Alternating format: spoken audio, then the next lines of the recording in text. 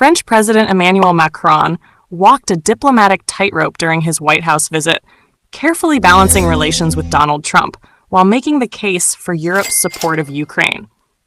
With tensions between the US and Europe running high, simply maintaining dialogue was a significant achievement.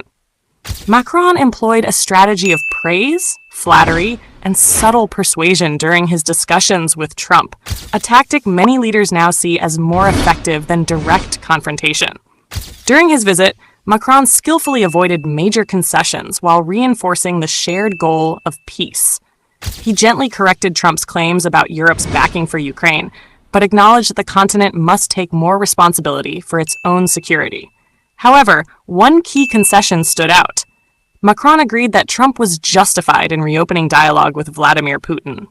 This marked a shift from the stance of European leaders in London, Paris, and Berlin, who have long advocated for isolating the Russian president through sanctions. Macron also raised the idea of European countries like France and the UK playing a more active role in securing a post-truce Ukraine, potentially with air support and troops stationed away from the front lines. However, he stressed the importance of continued US backing. Despite his efforts, he left Washington without a firm commitment from Trump or even a hint of criticism toward Putin.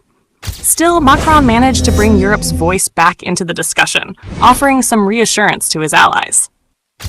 It is clear that neither Europe nor the US is prioritizing a return to their post-World War II relationship. This shift has fueled Macron's push for European strategic autonomy, including the idea of a joint European defense force. His concerns are shared by Germany's next chancellor, Friedrich Merz, who has warned that Trump's America is indifferent to Europe's fate and that the continent must prepare to stand on its own. Merz has been vocal about strengthening Europe's security independence, signaling a major policy shift for Germany. Meanwhile, European leaders must recognize that not all EU nations share their stance on Ukraine. The rise of far-right nationalist parties, such as Germany's AfD, which finished second in Sunday's elections, reflects growing skepticism about continued support for Kyiv.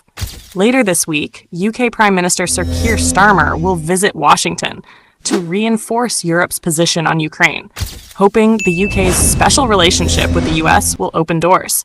But with Trump pushing his own agenda with little room for outside influence, Europe is facing the reality of a fractured alliance, one that may force it to redefine its role on the global stage.